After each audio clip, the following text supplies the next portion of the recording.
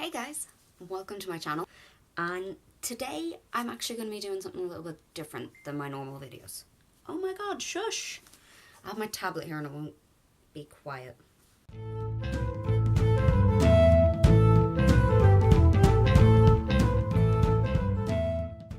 Mute. There. Okay, so, well, the reason I have my tablet here with me is today I'm going to be talking about my 30 before 30 list. So, like I said, this is going to be a bit different. This is just going to be me sitting here talking to you, and I don't tend to do many videos like that. So if this isn't your thing, feel free to click away. If you are also just interested in seeing my list and reading my list, I'll have a link in the description box to my blog. I am going to do a blog post with the list and giving a bit more detail on each of the items on it. So, few things about my 30 before 30. So if you haven't heard of it, it's a list of 30 things that you want to do or to achieve before you turn 30 years old. So I turn 30 in 5 years time. I am hoping to upload this on the 25th of April, which is the day before my 25th birthday. So this list though has been in progress for a while. If you've watched any of my bullet journal videos, you've seen me trying to do like a list of 19 things to do before 2019, 18 before 2018, all those things. And every time I make a list like that, I fail to get the right amount of items in it. I start a list and then add to it as I go, or inevitably forget about it for a while, and then next thing I know it's the end of the year. So I started making this list, I'd say a couple of months ago, or maybe even a year ago. So there are some things on it that I have actually done already. So I will point those out, but I'm not making a whole new list just to start now because I've been working on this already. And other thing about this list is that I will be doing a review. I'll be coming back to it to see if I've done things or if I no longer am interested in doing things. So I'm not actually holding that this is a list I have to do. I will go through and change my mind, I'm sure, within the next 5 years. So I've kind of divided it into categories. So the main categories are travel, work and education, hobbies, home, and then random. So I'm just going to kind of go through this, prop my list here, and I'll start with the biggest section, which is travel. So for anyone that knows me or is familiar with me from YouTube, Instagram, my blog, I like to travel. And I really have so many places around the world that I really want to go. So a lot of these are just places I want to visit. So I will start by just listing them. Machu Picchu would be the first one. I have wanted to climb Machu Picchu for years. Egypt. I've wanted to see the Valley of the Kings since I was 7 years old, and I still haven't gotten there. I will someday get there. Vézelay. Vézelay is a small village in France that's kind of up the mountains, really out of the way. If you even just look at it on Google Maps, it looks like a medieval village, but with cars, and it is amazing. I want to go back to Disney World. I've been to Disney World when I was two or three, and then again when I was 12. But at neither point was I a big Disney fan. I was a fan of roller coasters, and the parks were amazing, but I'm actually now more of a Disney fan than I was as a child, so that's on the list.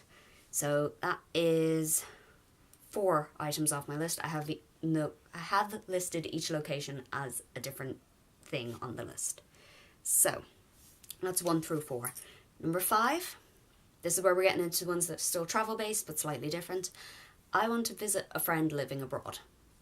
This is also the first one of these items that I have already done. So I visited a friend in, I think it was summer 2016, who had moved to Boston. It wasn't 2016, it was 2017. I knew this list hadn't been going for that long. So she moved to Boston and I met up with her over there. So this is the first one that has been ticked off the list. Number 6, I need to keep track of what number we're on. Number 6 is I want to do the Camino, or part of the Camino. So these are all the pilgrimage routes throughout Europe that all go to Santiago de Compostela. I'm not committing to doing all of it. I want to do at least some of it, say for like a week or so. Number 7, go backpacking or interrailing. So this I kind of define as like a long-term trip with no set route. I want to kind of like travel somewhere and then go to multiple different places in one trip and then come back. Number 8, see the Northern Lights. This seems to be on absolutely everyone's list, so it shouldn't be surprising that it is on mine. Number 9, go on a road trip where I actually drive. I have been on a road trip through the Arizona deserts, but my aunt drove that entire time because, linked to one of my later items on this list, I don't have a driver's license yet. I know, 25 and can't drive. Well, can drive, just don't have a license. Number 10, I think, is to go skiing. Skiing or snowboarding. I've never done either, and I would absolutely love to give it a go. I imagine I'm going to be absolutely terrible at it. Probably fall down a lot because I have very bad balance and coordination. Don't think it would go very well, but I want to try. Number 11, I think, is to live abroad, which I'm currently doing. If you're familiar with me again, I'm currently living in England, and if you can't tell by the accent or the name, I'm Irish. So technically I'm living abroad, but it's not very far abroad. I was debating whether to change this to live in a country that doesn't speak English, but I had originally put it down as live abroad, and I do live abroad, so I'm counting that. And that is a good transition into the home title. The home goals, I guess. Are they goals? They are kind of goals. Okay, so we'll go with home, which is number 12. Another one I have done is live with friends. I'm currently living in a house with 2 of my friends, so that is done. 13 is to live alone. I have basically lived alone when I lived on campus. I had 5 flatmates, but I barely ever saw them. We didn't get on. It was basically like I was living alone, but I do not count that, so I do actually want to live completely alone. Number 14, I think. Now, if I get these numbers wrong, it's going to mess up the entire thing, so I might just stop listing numbers. Is to have a designed interior. This sounds like a very random one, but for me, this is what I kind of think in terms of having your life together. When you don't have a house that's just a collection of random furniture and things you manage to get, for free or secondhand or whatever. I want to have somewhere that looks like everything goes with each other. It sounds so random, but for me that's kind of like you have your life together, you're an actual adult. You didn't just collect random stuff, like everything in our house is secondhand from various people's parents who are moving house. So have a designed interior. Linked to that somewhat is to have a specific creative space or an art studio. So whether I end up renting an art studio or having a house or an apartment that I can have a room or space specifically for creating. Because at the moment, I do most of my creating on my bed. Not like curled up in my bed, I tend to just spread all of my supplies across the entire bed, make a massive mess, and then just sit down on the floor next to the bed and pull things off as I need them. It's not a very efficient system, and I'd like to have somewhere where I can actually be creative and leave things without them getting in the way in my day-to-day life. So, have a creative space. And that brings us into hobbies. Okay, so the hobbies are all random things I want to either do or learn or finish. So, first thing, which has been on every to-do list I have ever made, every year-long goals, 5-year plans, everything. I have finished writing a book. I have been writing books since I was 12, I think. And one book, or book series in particular, that I started, I hesitate to call it a series because I haven't even finished one, but I have plans for loads of them. And one of these is the book that I started writing when I was 12. And I have rewritten it and replanned it so many times, but never actually finished. So I want to actually finish it. Next one is to read a full series of books. So I have an awful lot of books on my bookshelf, and I notice they're all parts of series. I never start reading just one book or like a standalone novel. I've started actually actively looking for books that are not part of a series because I start so many book series and I never finish them. So I am I'm about 12 books into the Sharp series by Bernard Cornwell. There are 23 of them, maybe 24 if you include the short story. So I'm halfway through that.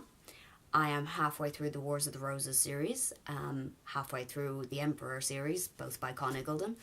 I have so many books, so many series on my shelf, because once I start reading a series, I need to own them all until I finish them. So I need to clear my bookshelf, but I need to actually finish reading at least one book series. I think I'm going to try and make it the Wars of the Roses, because I really want to get back into that series. Next one is to learn photography.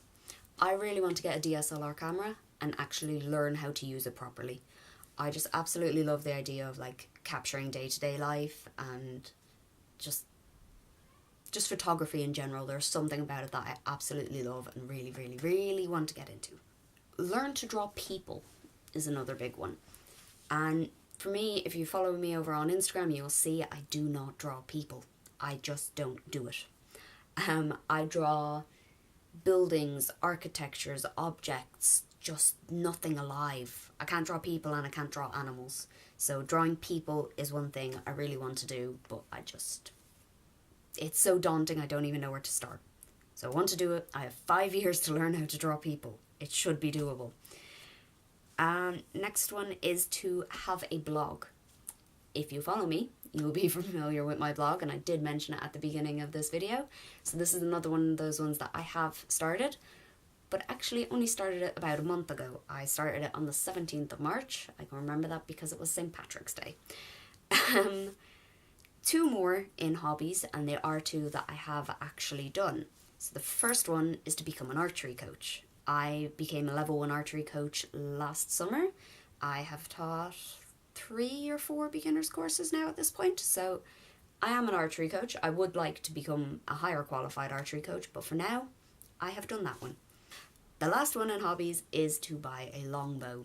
Again, linked to archery, and while technically I didn't buy a longbow, I did buy a 1-piece wooden recurve bow, which I am counting because basically when I wrote this and I put buy a longbow, I meant buy a traditional wooden bow. So my longbow, is a wooden recurve, and its name is Raphael. Yes, I name all of my bows. So, second to last category is work and education. We'll start with the one I have done, which again, if you follow me, you will know. I feel I'm saying that so much, but the first one in this category is to get a master's degree. And I finished my master's degree last August and actually graduated in January. So I have a master's in medieval studies. The next one is I want to work on an archaeological dig. I'm hoping to do that this summer. Well, I've booked a place on a dig. So I signed up for a dig in Sherwood Forest this summer, so I will be ticking that off then. Next one is one I really need to get a move on and do, is to start a pension. I keep getting letters from my workplace every now and again saying, like, I've earned over the required amount for the company to automatically enter me into the pension scheme, but then because I work on contract hours, it'll change the next month and I'll no longer be eligible. So it's annoying, and I just need to get a pension started. It's another one of those things of being an adult that I feel I need to get sorted before I turn 30. And speaking of being an adult, the last one in work and education is to start a career. So what I think when I say career is, I've always defined this as a job that you'd be afraid to leave because you'd never get that kind of thing again. It's that kind of something you can imagine yourself doing for your whole life that you don't want to leave because you're afraid you'll never get that job again. It's that kind of thing. A stable job as well, not necessarily like 9 till 5, but something salaried and reliable where you can actually make a living with it. So that's what I mean by start a career, and I think another year or 2 before I get anywhere near that one, but it's on there and I have 5 years to do it. Last category is random. These are, well, they're just random. Some of them are things that I think I can very easily do, some are things I don't think I'm gonna do, and some that at the moment I want, but I might change my mind. So these are the last 4 on my list of 30. First one seems to be on a lot of people's list as well, which is get a tattoo. This is the one that I'm thinking I may change my mind on because I'm a wimp. And the idea of getting something that I can never get rid of, that's somewhat terrifying. But at the moment, I do want a tattoo, but I'm very much of the opinion that you should wait and see if you still want it, because you're going to have it forever. It's got to be something you want. But at the moment, I want one. We'll see in 5 years if I actually still do. And the next one is to dye my hair ginger. So I've had my hair dyed red for years, like bright red, and every time it washes out and fades, it goes ginger. Well, auburny, orangey, not quite ginger, but I've always had my hair kind of some shade of red. At the moment, it's dyed auburn, but I want ginger, like bright ginger, not strawberry blonde, like orange ginger. So I feel like I might do that one soon and just buy some brown dye as backup, because I don't know if it will suit me being bright orange, but it's on there. I can do it nice and easily, see if it suits me, and undo it if it doesn't. Second last one is to be fluent in another language. So I am very bad at languages. I'm just not gifted when it comes to languages. I speak English, a little bit of Irish, a little bit of French, and I can very slowly, with a lot of help from a dictionary, translate Latin. But I'm not naturally good at languages at all, but I would love to learn Italian. I would absolutely love to learn Italian. I would love to live in Italy, so that would obviously help. And the last one, assuming I have counted correctly, is to learn to drive. So I mentioned with the road trip that I cannot drive. I can drive, technically, but I don't have a license. So I did my theory test in Ireland. I had done driving lessons in Ireland, but never actually passed the practical test. I may have failed twice. So I'm currently working on revising the theory again to do the theory test over here, and then hopefully getting my driver's license here within a year. Hopefully.